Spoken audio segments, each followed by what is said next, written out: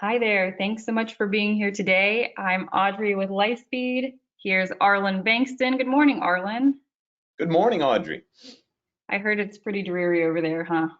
It is a bit of that, yes. It's bright leaves, but dull sky. So Arlen's out in Maryland. I'm in Tucson, Arizona. And Lightspeed is based in the DC area. We are trusted business agility advisors. We're here today to talk about Agile product management. I'm expecting we have some product owners. Who else do we have? Go ahead and type into the questions area. It may say chat. We still don't know what you see on your side. Type in there, what's your role? So let's see who's here today. And while we're doing that, you will definitely earn one Scrum Alliance SEU, one PMI PDU, and information is coming at the end on how to claim those. So we've got some Agile coaches, project managers, PO, Scrum Master, Head of IT. All right, great crowd. Thanks for being here. Any questions along the way, stick them in the chat and I will be watching there. We'll stop a couple of times probably for questions, lots of time for more Q&A at the end. And with that, I think that I'm done. Arlen, your turn. Fantastic. So I'll take it away here. Welcome everyone to How to Fail or Not in Agile Product Management.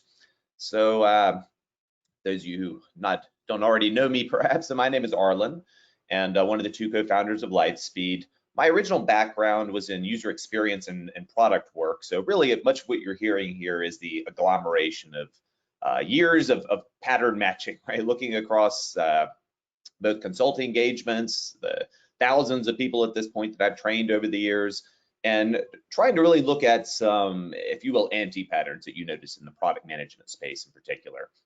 So we'll be sharing some of the stories about, again, what not to do to begin with, and then of course we'll back into how to reverse that and perhaps make things a little bit better.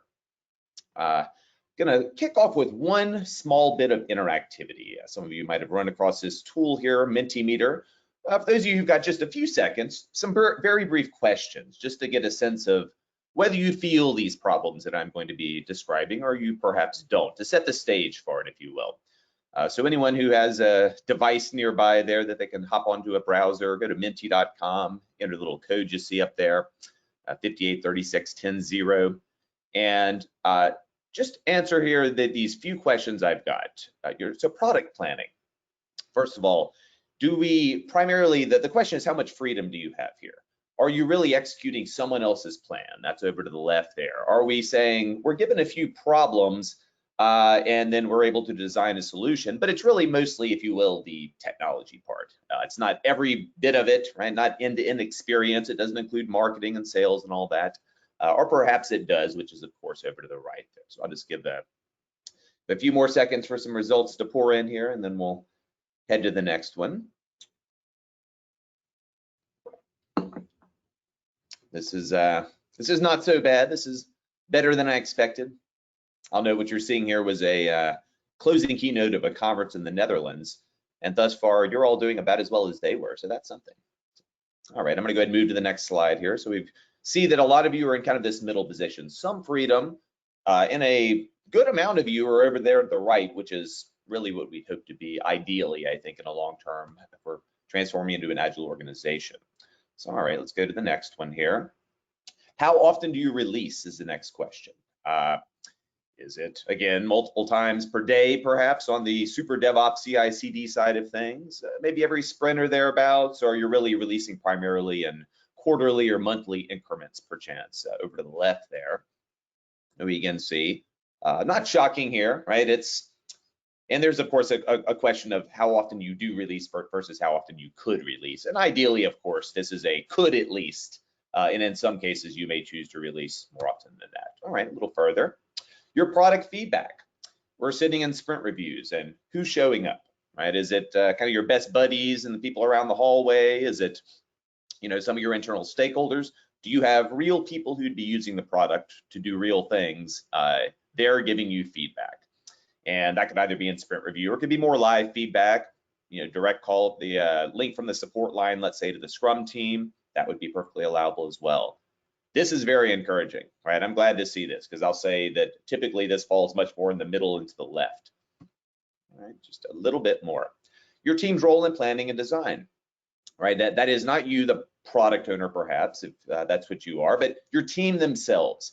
Do they really just do what you ask them to do over to the left, right? Are you basically, they're given problems and they're able to come up with solutions, but they're not really able to challenge the problems. You don't really see the much pivoting on the focal area of the solution. And over to the right, there is all of it is really up to the team. We give some broad strategic objectives, and they're really figuring out what the lay of the land is, understanding the business domain in their own right, doing some experimentation and learning about it.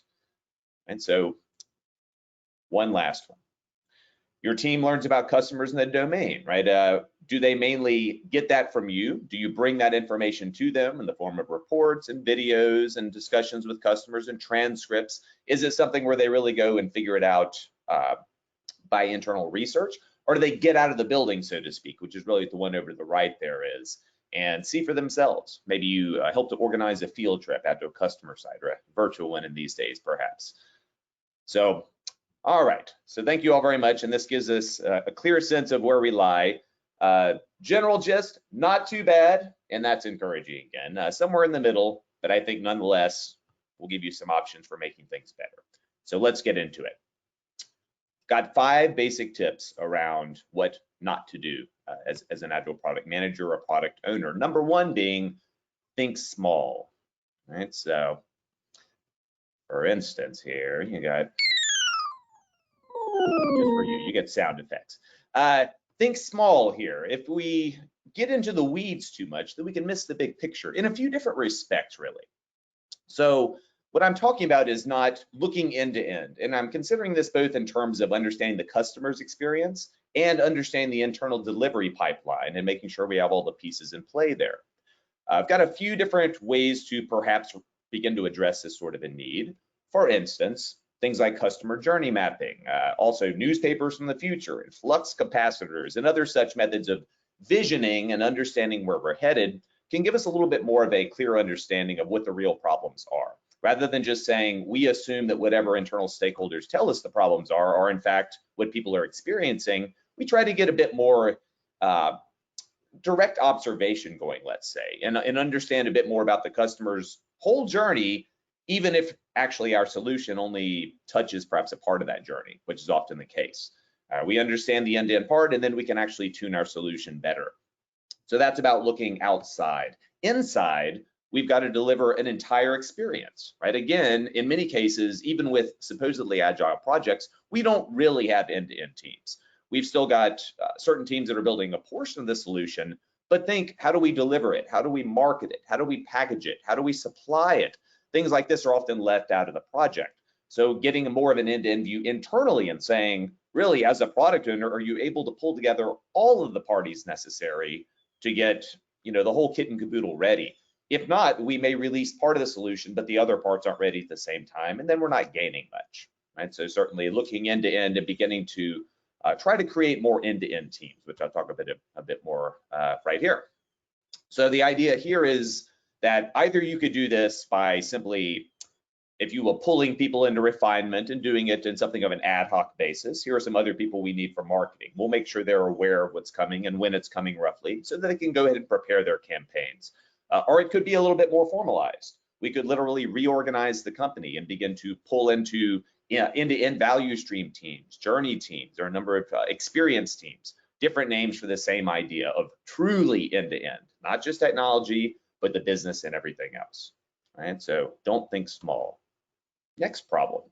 Quite often we end up really building big, and this can be a problem because, well, we can undermine a lot of the potential benefits of agility in the first place. If you think about one of the ideas of why would we do small releases, part of it is to learn rapidly, for sure. That's a very large part of it. But part of it is to get more value, because we got something out there earlier. It's got longer for the value to actually build up. So we've got a few different ways to really approach this. One of them is to just get our customers more attuned to thinking in terms of smaller releases, right? So we're thinking big about an end-to-end experience, but then we're decomposing that and saying what portions of that might be able to stand alone. and generate some value without having to be tied to and dependent to all these other pieces. And there are a lot of techniques for doing this, but for instance, story mapping is one very commonly applied. We look and we say, what is just the minimal batch of functionality that can allow us to begin to solve a customer's problem? And we have to often train people over time to think in these smaller slices because on average, most companies are not accustomed to that. They're accustomed to very big projects. And I'm sure you've heard from your stakeholders at certain points in time, yeah, you're showing me this in the sprint review, just call me when it's all done though. That's when really the rubber hits the road from my perspective. So techniques like this, again, finding smaller slices of value. And then techniques like DevOps, CI/CD pipelines, and so on, help us to actually get things out more rapidly. So as product people, truthfully, you'd like the capability to release as often as you choose to. If multiple times a day is the right thing because you're just enhancing an existing system that's already live, then that would be beautiful. If we're building a new product and we need to wait a few sprints for enough capabilities to come together to make it worthwhile to the outside world, that's fine too. But either way, having this capability to get things out there more rapidly gives us freedom. It gives us flexibility, and clearly it's a good thing. So technically, preparing for smaller releases. And then there's the idea of actually, how do you sell all this, right? I mean, if we got a place where the culture is to build really large projects and get things out, how do we make the case for smaller things? And I think truthfully, the economic case is one of the stronger ones, to say that we can get things out there earlier and thereby we have more time for the value to build up. Looking at it another way, one of the benefits possibly that agility gives us is a new strategic approach. That is, maybe our company historically has been delivering things on the order of months. And of course, this bounds us in a certain respect if opportunities come on, which are shorter term opportunities. Maybe there's something you hear about and you've got, in fact, just a week or two to react to it. If your entire cycle is never any less than a few months, then you really have to just leave that by the wayside. You don't even have the opportunity to consider it. But if we can look at things like urgency and have a reactive enough process via the previous mechanisms I was mentioning, but also begin to, from a prioritization perspective, explicitly take into account things like cost of delay and urgency, then we can begin to take advantage of opportunities we simply could not before. But also we can get a more balanced portfolio, right? By preparing and saying, we often pretend things are urgent and truthfully, they're really not. They would be as valuable a month from now as they are now. So we can begin to more explicitly look into that. And again, balance the scales between urgent and more maybe forward thinking, not so urgent activities that are nonetheless important. Tip number 3, iterate without intent, right? So here we've got going and essentially throwing mud on the wall. Mad scientist cackle, you needed that one. So yeah, what we don't want is this bizarre chimera, right? Where we really don't know what we're doing. So we just try everything. We just throw out features and try various things. We really want, you've got to keep in mind, agility is about half about delivering value directly and about half learning. We're trying to figure out where we made incorrect assumptions. Also, it's about changing as we go along based on new and upcoming needs while keeping everything elegant and aligned. So what we really want is to have a clear purpose. What are we trying to achieve? And a lot of this is more about outcomes than it is about outputs, which is traditionally what a lot of the governance frameworks and reporting and so on mechanisms that you'll see, what they tend to focus on.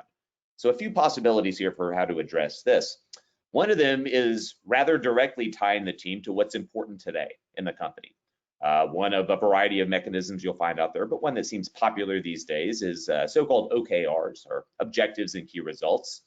Fundamentally, the idea here is you got objectives, perhaps coming in from senior levels, if you will, very often coming top down more or less. Here's what's important to the company: these 5 or 6 or 7 things this quarter, this month. Something on the order of that, you're saying that's right now what we want to focus on. And the key results are ways to measure progress towards that. One of the real tips here is that the key results ideally should not just come from the top down as the objectives did, but should in fact come more from the bottom up. What we're saying is, if this is the problem we want to solve, experts we've hired into this company to do good stuff, how would you solve it, right? What do you think is viable? What's a bar we could go toward which is audacious but not impossible? And then things like that create a dialogue ideally. where perhaps we go for things that we think are possible, but we learn maybe we're shooting a little too high or maybe too low. And we course correct, right? We begin to tune these and find out, create this tight bi-directional stream of communication between leadership and strategy and the tactical execution below.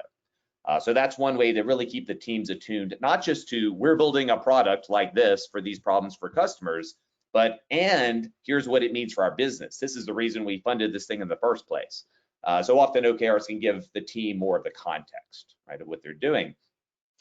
There's also the idea of so-called MVPs, right, minimum viable products, and I beat up on this term a lot because I find it so heavily misused.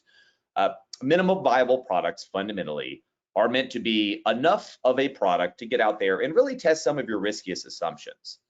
What I've seen quite often is MVPs end up being much further reaching than that, really complete solutions that take many months to build, by which point if you release it and you learn that you're way off base, it's too late. Okay, you built it for 9 months, you just are not going to go back and adapt it in any dramatic fashion because it's too expensive. And there's always the next project. And that's actually what many companies do. Release an MVP, it kind of sucks, but we're like, that's close enough, and then move the team to the next project. So we really want to tune people to think of MVPs more as risk mitigation vehicles. Learning opportunities. We say, what are some things we're really comfortable with, we know customers need? Well, don't focus so much on those in MVPs. Pick the parts where you're a little bit nervous. We think this would be a great feature. They'd be very excited about it. We're not so sure because it's not out there yet. So let's test that kind of thing here, maybe big technical challenges and so on. And we do just enough of the more baseline, obvious parity functionality to get away with it, okay, but focus more on the risky stuff. And the last bit here really is the notion of so-called set-based design. So think if you're in an area where really there's quite a lot of learning to be done. There are many possibilities for what could work. Set-based design is essentially building multiple solution options in parallel for a given thing and comparing them to one another, integrating them, that's the set bit, right? Maybe you have multiple components of an application or a system. This is commonly known as the way that Toyota builds cars, for instance, right? Lots of different engines being built in parallel, different bodies for cars being built in parallel, and they're blending them into cars every quarter and seeing what set, of all those individual pieces makes the best overall result according to, well, things kind of like those OKRs we just mentioned, according to the outcomes we're trying to convey. So why do this with multiple options in parallel? You learn much faster. So if really getting to the best possible product is very important, is really the critical part, it's a mission critical thing, life critical perhaps, then you want to invest more upfront to make sure you've got it right. And also if in fact you've got a lot of possibilities and you need to explore them and you're not really sure which ones work best. So maybe not the best thing for small trivial projects, but certainly for big complex ones with lots of moving parts, that's something to look into. The fourth tip, right? We don't want to go it alone. And I'm thinking really here of, of product owners in general who try to go into a closet and write the whole backlog and they do all of the acceptance criteria themselves. And they're really just taking the entire load for the team. This is a problem for a number of reasons, one of which is you'll just kind of go crazy as a product owner in many cases because there's so much to be done. Another issue is maybe that you undermine the strategic part of your job, but I'll hit that in the next tip primarily. Here, what I'm really saying is, use the team more appropriately. They're smart people, okay? And the more that you stop trying to define everything yourself and begin to get their brains engaged, then the better informed and the better decisions they're going to make. And of course, it also makes your life easier and you become more of a partner with them. Some ways to consider doing this, Gemba walks, right? The Gemba, you might hear Genchi Gembutsu is a term in lean circles, which is really saying, go to where the action happens, go to where the work is, where the value is created. That's the Gemba. And why? Well, so you see firsthand what's going on. And let me sort of lay out a few different possibilities for how such ideas can be used. One way is to keep, say, your own customers, your internal leadership and stakeholders aware of what's going on without so many meetings and extraneous reports. So we can say, hey, come hang out with the team, come to the daily scrum, we'll teach you how to read the wall, we'll give you access to the systems. Come see for yourself, rather than making us come and push information your way. And that can keep everybody more tuned, build trust, do lots of other good things. Another usage of it is perhaps you, the product person, taking your team to the customer site, akin to that getting out of the building bit that I implied earlier. Having them go see firsthand what the users of their system, how they do things today, perhaps, what some of their problems are, what some of their desires are for this next solution. And that knowledge really is something that will stick with your team. You won't have to go re-explain it to them because they experienced it firsthand and they won't forget. But also it can be actually a way to gather a lot more information more quickly, for the obvious reason that there are a bunch of people and you're just one. They've got different backgrounds, perspectives, diverse experiences relative to you. So that means they're going to hit the problem from different angles and they're going to get a more comprehensive and holistic understanding of it. So a cheap and easy thing to do in general, really, as long as you can find some way to get them there. Maybe better yet, have them immerse themselves in the customer's domain and try some of their jobs themselves. So it's about getting the team more directly engaged and having them understand firsthand what's really happening in the space where their product will be released. Just from a more tactical angle, getting the backlog in good shape. I think definitions of ready and so on, refinement and grooming. This whole process is something that you definitely don't ever want to do alone as a product owner. There are a number of patterns to begin to counteract that. You could simply sit with a team and have end-to-end refinement sessions with all of them, but it's not uncommon to have a subset of the team take the lead here. One of the patterns, old colleague of ours named George Dinwiddie, I believe, is credited with the generation of this term, the three amigos, right? The idea here is really to have a few people who are fairly good at refinement and enjoy, to some degree, doing it in many cases, and they're looking at each backlog item from different perspectives. How feasible is it to build, right? What are some of the options that we have to create it? How much will people love it, right? Is it desirable? Is it usable? Is it understandable? And really, is it going to deliver the business value we need? Is it high enough quality? So traditionally, a product person, quality person, a developer of some sort might be who the three amigos are, but it's really more about those perspectives. And it's about getting that end-to-end view on what's going on.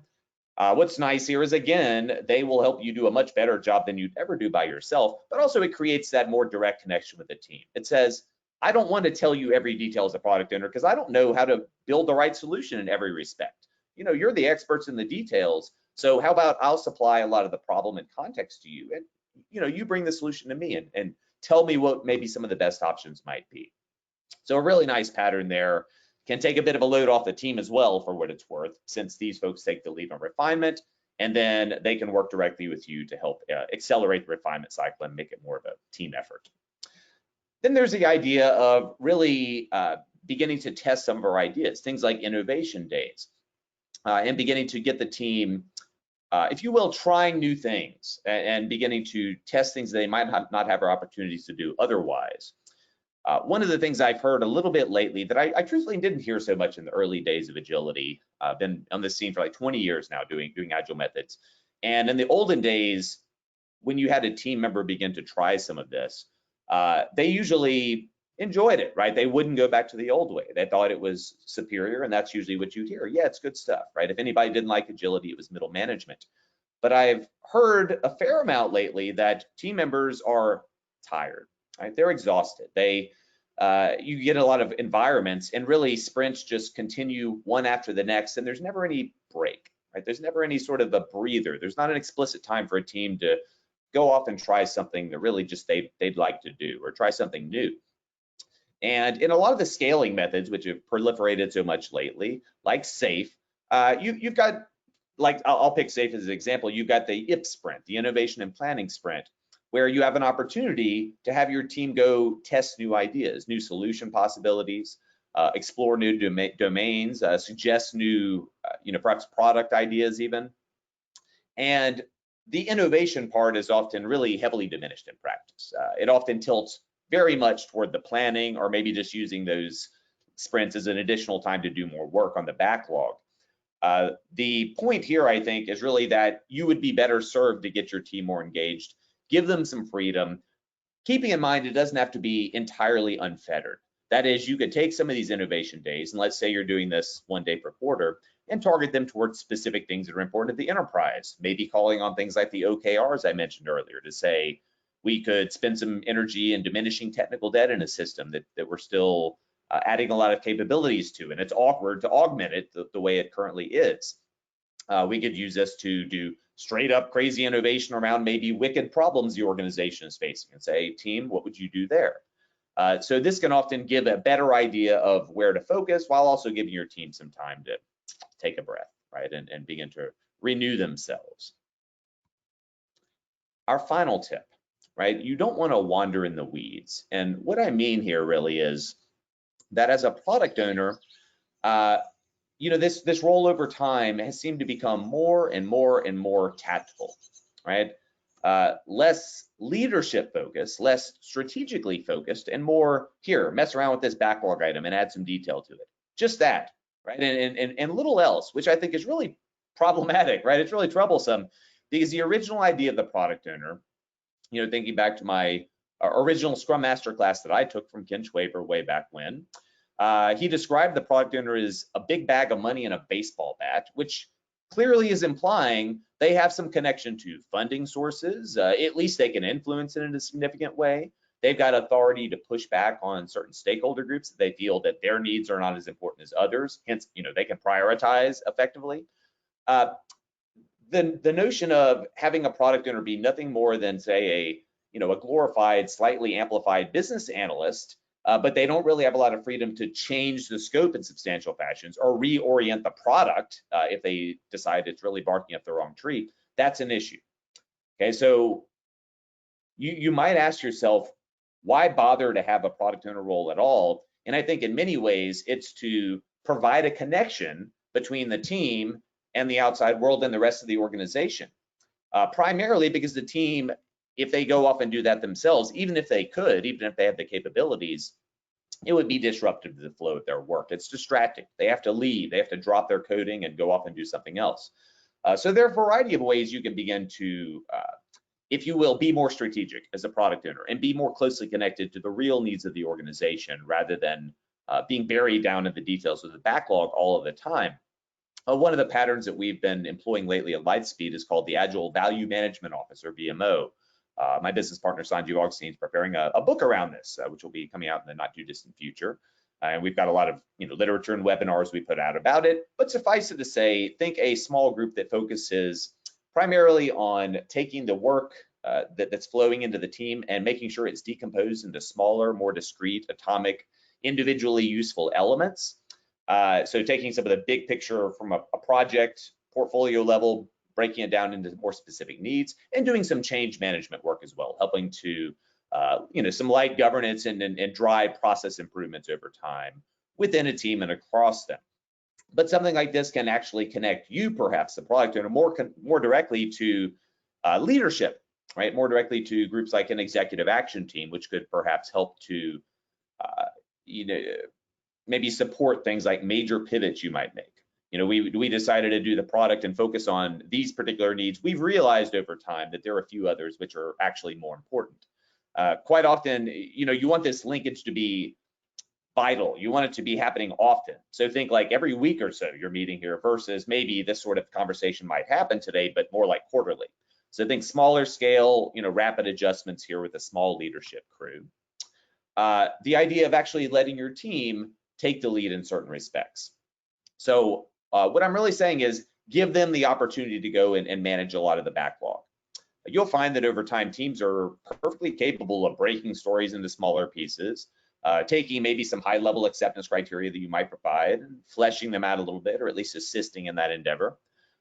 Coming up with the way the screens are going to look and all those details. They may already be doing some of this, but really my point is you can begin to move more up into the strategic elements and let them deal with the more tactical aspects as they become more and more mature, more and more capable of doing so. And a lot of the things I've said previously, you see this general theme of getting your team more aware of why they're doing what they're doing. They've met real customers. They've done the jobs that users will do with this product themselves. They've seen them in action, right? So all of that is going to make them more, that they're aware of the objectives that the company is chasing today. That context is critical, because it means that more and more you can hand the reins over a little bit and treat your team more as partners than as simply consumers of the things that you're providing to them. So, a big picture here to try to really say, get your team to know why they're doing what they're doing, to be aware of the domain, and therefore they'll make better decisions in the long term themselves, and yet again, lighten your load a little bit. Ending with an analogy here, really, that I borrowed from a longtime friend and colleague of mine, Jeff Patton. He's always called the product owner, he's used the metaphor of a porpoise, right? Where really the beauty of the role, the magic of it when it's done well, is connecting the team really bi-directionally to what else is going on in the organization and in your customer environment. Yet again, because they can't easily leave the room, so to speak, and do that themselves. Even if they have the knowledge to do so, it's just logistically awkward. So you're a connector, you're a bridge, a vital bridge between the team. You get down in the weeds, you get down under the waves, so to speak, to keep the porpoise analogy, and you work the details with them. But then once they've got underway and they're building things, you're going out and you're going back out into the customer space, into your stakeholder elements, into the business domain, and learning more about market forces and the competition and strategic adjustments from an organizational perspective. And you're bringing that back to the team. So it's really creating this ongoing connection. You go low, you go high, right? And we're coming back together. So we get overall an end-to-end picture that works. So just to wrap this all up, I've been talking about the downside, what not to do. Let's just flip it around and leave you with a few direct tips. So instead of thinking small, instead of just pigeonholing yourself and looking at only a portion of the delivery life cycle, only a portion of what your customers will do with your product, think end to end. Right? This isn't so different from the olden days of waterfall, where a project manager would do those sorts of things and look really at all the pieces in play. You want to do the same. Even if you're not directly leading those aspects, you can get them more closely connected simply by reaching out to the right people and inviting them to the right meetings. You don't want to build big. We don't want huge releases all the time. We want the capability to make them as small as we would choose to make them. But also we want to begin to train people to think about the opportunities that are passing them by not ever being able to release something that we just heard about a week ago, right? Think if we could take advantage of that, how much more money could we make? How many more strategic opportunities could we take advantage of that simply weren't possible before? Don't iterate without intent, right? Iterate with intent. Know why you're doing what you're doing. Know the outcomes it's trying to generate. So this isn't so much about the pieces of the puzzle of the product. It's really about knowing the purpose. Okay, why are we building the product in the first place? What are the problems customers have? And really trying to more directly drive based on that. Those of you who've been at some of my classes, you might have seen a video I did with Mark Schwartz, the former CIO of Citizenship and Immigration Services. He's presented at the DevOps Enterprise Summit about his product budget objectives model. And for instance, the E-Verify project he describes has just 5 objectives, 5 problems that are given to the teams.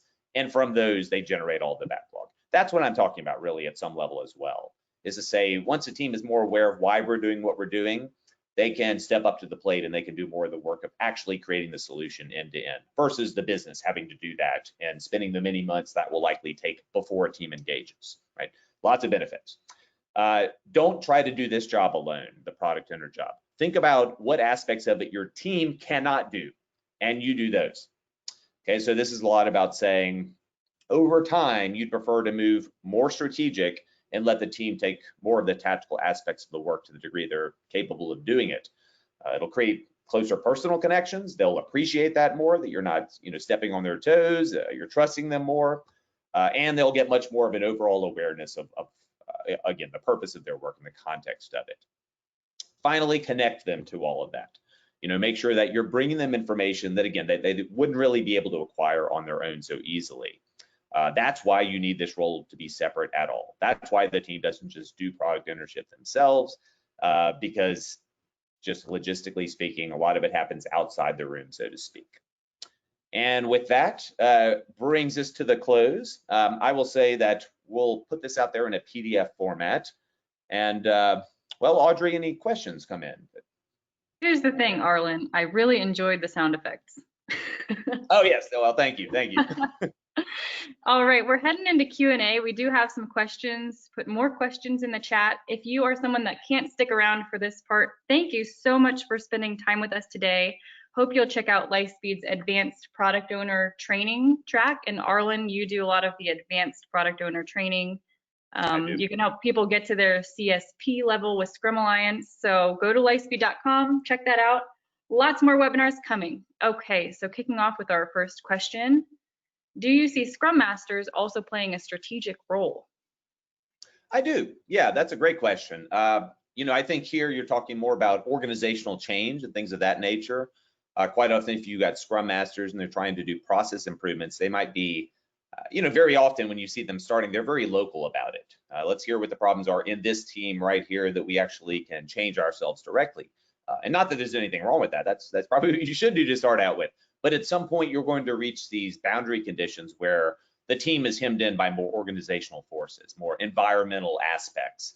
And I think you will often see that migration over time of Scrum Masters from, hey, we're dealing with low-level problems to we're dealing with systematic issues, and we've got to really tune more of the company itself at a high level versus just dealing with low-level problems of the teams. So absolutely, I'd say much the same is true. And you can do a lot of the same things even, I think. In fact, you use some of these same tools.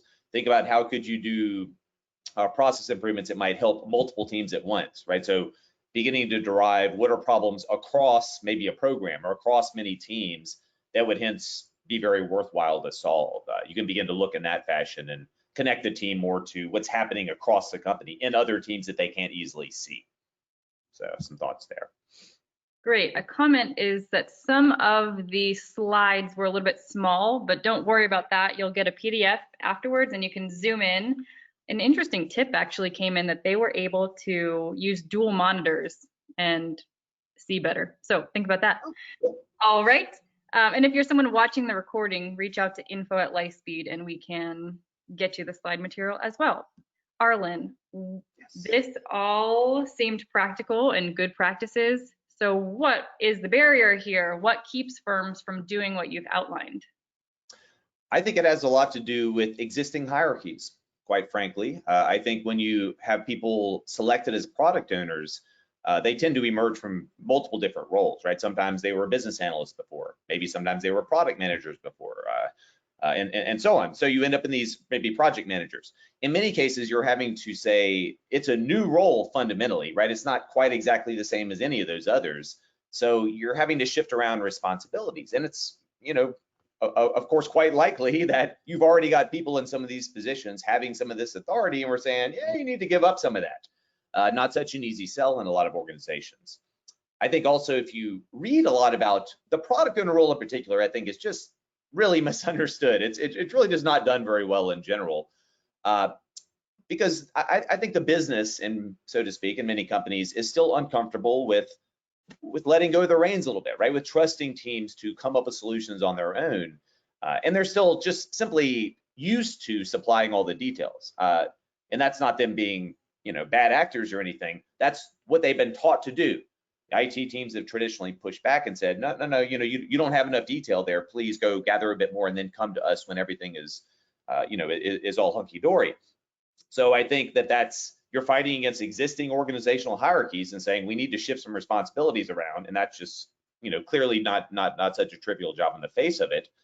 And you're also dealing with this fact that the whole idea of giving a team just a business problem and saying solve it is entirely foreign to many organizations. And you read articles about Agile methods, and they often cast the product owner as a bit of a smaller scale entity than truthfully they were meant to be. So I think there are a lot of reasons why that's the case, but that's what comes to mind for me. You're fighting against existing systems and habits, basically. All right. Do you see product ownership and product management as distinct with this push-up of the PO, which I like? Reminds me of less. Yeah. I mean, and I rather like less as well, for part of that reason. I think when are they the same? Not exactly, though I think they're close enough to being the same that you could say that the one could become the other and it wouldn't be so bad in the right sorts of companies. I think a lot of the issue I see is that when you're building anything, the more chefs you have in the kitchen, the harder the job's going to be. Maybe the less elegant the solution will tend to be on average. The more troublesome it will be to change direction if you need to do that. And so many of the scaling methods that you see, you end up still with these big hierarchies. The product manager tells the chief product owner, tells the solution owner, the business owner, the area owner, you end up with all these people coming up with a little piece of the puzzle, which means that none of them own anything, really, is the way it ends up feeling. People feel like they have authority to make significant decisions. Well, not if you got to get 7 other people in alignment with you every time you need to do that. So I think I'd rather see product owners in many cases being much closer to product managers. And I think that can be hard to do in the earliest days of adopting this because your teams aren't quite up to speed on the contextual domain details themselves. But over time, I think that becomes more and more possible. So not quite the same, but over time, I think they largely could be. Right? You could have in something like less, you still have people like business analysts in the teams that are doing the tactical work that otherwise a product owner would be doing. So I think it really, in some cases, is a matter of terminology. But yeah, I'd rather a product owner be much closer to a product manager, at least, let's say. Great, thank you. All right, we're going to talk funding. Okay. I'll give you a preview so you can start the gears turning before I read this out. So what are some tactics to combat waterfall preferences for funding support where long-term costs, like full redesign of a system, are very fuzzy? I think basically this is when you get into a lot of the adjustments to financial processes that you'll see promoted in things like the portfolio level of SAFe, let's say. Moving more towards a quarterly budgeting cycles, moving more towards funding of, in fact, not projects as vehicles, but of teams or of value streams or some variation thereof. What we're really trying to do is say, if we have enough money allocated to a given area that we can afford the people we have, essentially, then we ought to disassociate the question of what those people will be doing to the degree that's possible. And this is really just a fundamental basis, I think, of having a truly agile company. Anytime I have to say, I need to fight for money long before I'm going to build something, it actually promotes non-agile behavior. It promotes stakeholders getting in line early to throw something out there, which means pretty much by definition, when it gets done, it'll be a little stale, right? We'll have started it 8 months after we've begun talking about it, which means that things could have changed, right?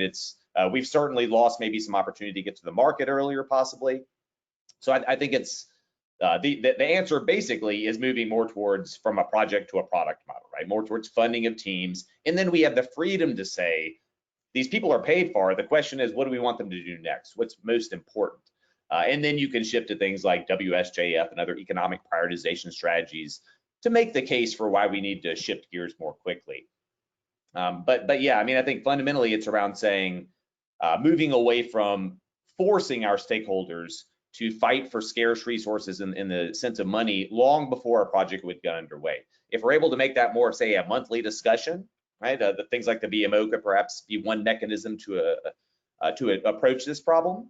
If they had freedom to decide what scope a team would attack, you could quickly change direction, right? And we could also balance, I think, to part of the point I think I heard there, balance the more long-term needs, which may not in fact be urgent, but are nonetheless important, with in fact more of the short-term, hair on fire kind of burning platform stuff that we need to deal with very rapidly. So I think it's a matter of having that control over the funding and being able to balance those long-term and short-term needs. Great, and I will add that the Lightspeed team has been doing a ton of work with agile budgeting and funding, and we have a book coming out in 2021, From PMO to VMO, Managing for Value Delivery, and that has a lot of great details on agile funding. So keep an eye out for that. Arlen, we're gonna wrap it up. If you are somebody who sent in a comment, not a question, I'll get those to Arlen. Those were fantastic, thank you so much. And hope everyone has a nice evening or morning or afternoon, wherever you are. So Arlen, any final thoughts to close this out? Go forth and conquer agile product management, right? Make it better. Let's go out there and improve the world. And be a porpoise. That's what I learned today. Yeah, so be a porpoise. Be a porpoise. All right, we're shutting it down. Thanks, everybody. All right, take care, everyone. Till next time.